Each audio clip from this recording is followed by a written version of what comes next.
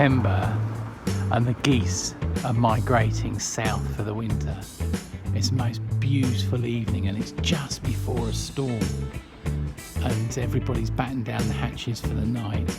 But I want to show you something. It's very interesting. I've just got this lovely Willcox Gibbs in the most beautiful condition, but it won't make a single stitch.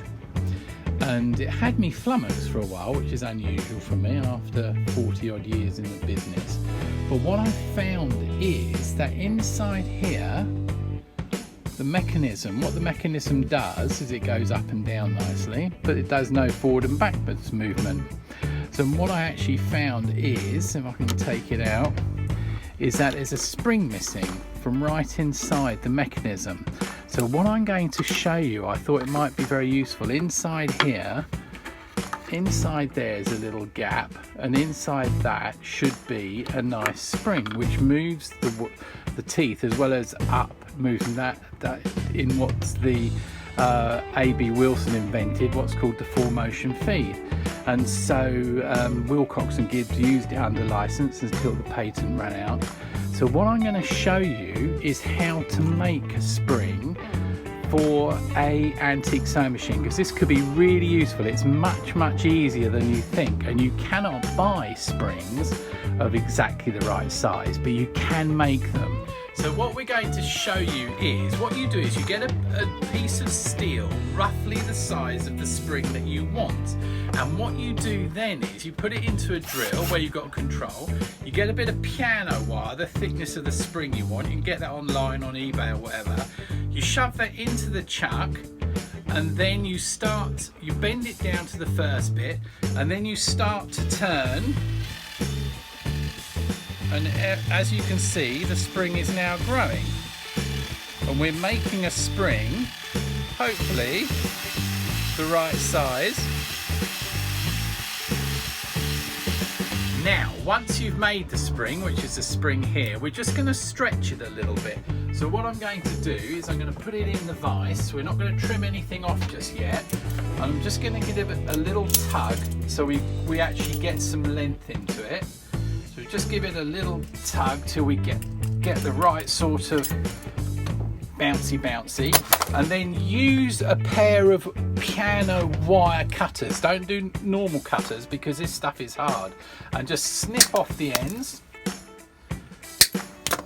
and there you have it, a perfect spring that will work for 100 years on the sewing machine. And that we're going to put into that little, hang on, oh, my dog's barking at the foxes. There we go. And that now, once we get the rest of the mechanism, that will go up and forwards and backwards in the 4-motion feed. So now that can spring that way. So when you're making a spring for a sewing machine, that's very easy. Be very careful when you're cutting it. Be very careful when you're winding it, because spring steel is springy and it's hard. Well, that's it. The spring's back in. It's a hidden spring, you can't see, it's inside there. And the funny thing with piano wire is sometimes when you put the springs in, as happened with this, it makes a note when you first turn the hand wheel. It goes ding, ding, ding, but it soon settles down. Now, when I turn the hand wheel, you can now see quite clearly the 4-motion feed. It's dropping down, it's going backwards, the needle's coming out, and then it's moving forward. And that is the unique feature that is on nearly every sewing machine even today. And it's funny, some of the new machines go, oh, unique 4-motion feed. Oh yeah, except it was invented 170 years ago by Mr. Wilson, who retired from the sewing machine industry at a very young age and very rich. But here you can see, and the lovely thing I like with the Willcox Gibbs, you see it's a chain stitch, and that's the point of the hook that picks the stitch up. So if I go really low, you can just see it. That will be where it picks a stitch up. But now what I've got to do is put the rest of the stuff together, and then I'll show you the baby working in a few minutes. Of course, you can make springs out of lots of different wires. Piano wire is just really good, but you can make it out of any wire. One of the most common springs that I make is for the moulder cop, because the central spring gets lost very easily. And I'll show you once again use a glove if you're not sure, and please don't attempt this unless you feel confident, and if you hurt yourself, don't blame me. But again, you get the central spindle round and we just start it turning and you create the spring. And you have to use the right size wire. If the wire's too thick, it won't go into the shaft. But you can see how easily that just makes the spring along there.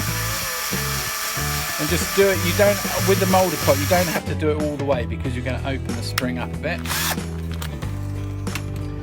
And then that will make a perfect Moldicott spring for the actual shaft. And again, we just clip it off. And then you just finish it off afterwards nicely. But also, interestingly, you can use pretty much any spring steel. One of my favourite springs is the piece of steel, the piece of stainless steel that comes out of the windscreen wipers. The windscreen wiper rubbers nearly always have this extra piece of sprung stainless steel, and that makes a great spring. And again, exactly the same method, stick it in the end and just get it rolling round, and that makes a different kind of spring. You watch this spring here, that makes a flat spring. But again, very useful, but watch out, because as it gets to the end, it wants to spring round. There we are. But that makes a fantastic little spring, stainless steel, and you can use that for 1,000 different things. But do not attempt that unless you're really careful, and have a go, and you could make a spring that you need. Well, this is the finished machine, and we're going to show you its stitching. Everything's back together now, and it's all working beautifully, and you'll see the 4Motion feed in operation now. And also listen to the machine, because these aren't called the silent sewing machines for nothing. They are absolutely, even at 4,000 stitches a minute, they are almost silent. Quite extraordinary little chain stitch. Interestingly, the hand wheel on this machine is the British hand wheel that was made for the New York machines, the Rhode Island machines. When they came over, they were shipped over. The base and the hand wheel were made in, the very first ones were made in Coalbrookdale, and you have to be an absolute expert to spot it, because if you look at the inside ledge just on here, it will say Coalbrookdale. So that's a trick. So, and only experts can read like that. Interestingly, up until 1875, Willcox and Gibbs experimented with dozens of different kinds of machine handles. This is a brilliant handle from an 1871. This is a glass tensioner machine, and it's pre-automatic tension. And this had a fatal flaw, because if this machine fell or had a knock on this side, the casting is so thin underneath, the hand wheel just snapped off. So it wasn't a great design, but it actually makes for a fantastic, when you find one in perfect condition, it makes for a great sewing machine, but very, very rare. And I'm just going to leave you with one final piece of advice.